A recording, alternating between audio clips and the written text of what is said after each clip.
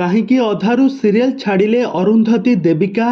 ଦର୍ଶକ ବନ୍ଧୁ ଆପଣମାନେ ବେଶ ଭଲ ଭାବରେ ଜାଣିଥିବେ ଯିଏକି ଜି ସାର୍ଥକରେ ପ୍ରସାରିତ ହେଉଥିବା ସ୍ତ୍ରୀ ସିରିଏଲରେ ଲିଡ୍ ହିରୋଇନ୍ ଭୂମିକାରେ ଅଭିନୟ କରୁଛନ୍ତି ଅରୁନ୍ଧତୀ ଦେବିକା। ତେବେ ଦର୍ଶକ ବନ୍ଧୁ ଏହି ସିରିଏଲଟିକୁ ଅଧାରୁ କାହିଁକି ଛାଡ଼ିଲେ ସ୍ତ୍ରୀ, ତେବେ ଏମିତି ଅଚାନକ ଏହି ସିରିଏଲଟିକୁ ଛାଡ଼ିବାର ପ୍ରକୃତ କାରଣ କ'ଣ ରହିଛି ଜାଣିବା ପାଇଁ ହେଲେ ଆପଣମାନେ ଆଜିର ଭିଡ଼ିଓଟିକୁ ପୁରା ଶେଷ ପର୍ଯ୍ୟନ୍ତ ଦେଖନ୍ତୁ।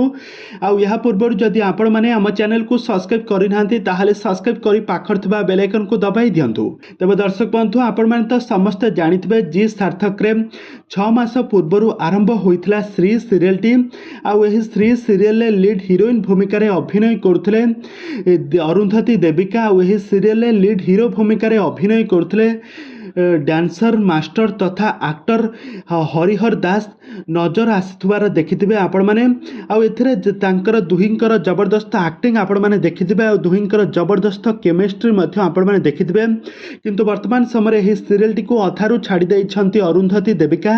ତେବେ ଆପଣମାନେ ଜାଣିଛନ୍ତି କି ଏହି ସିରିଏଲଟିକୁ ବର୍ତ୍ତମାନ ସମୟରେ ଶ୍ରୀଙ୍କର ମୃତ୍ୟୁ ହୋଇଯାଇଛି। ଆଉ ଏହି ସିରିଏଲଟିକୁ ସେ ତାଙ୍କର କିଛି ଦିନ ପାଇଁ ସ୍କିପ୍ କରିଦେଇଛନ୍ତି। ଆଗକୁ ଅରୁନ୍ଧତୀ ଦେବିକା ପୁଣି ଥରେ ଏହି ସିରିଏଲକୁ ଫେରୁଛନ୍ତି ବୋଲି ସେ କହିଛନ୍ତି।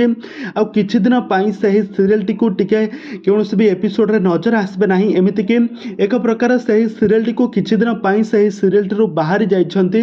ସେ ତାଙ୍କ ପରିବାର ଲୋକମାନଙ୍କ ସହିତ ସମୟ ବିତାଉଥିବାର ନଜରରେ ଆସିଛନ୍ତି।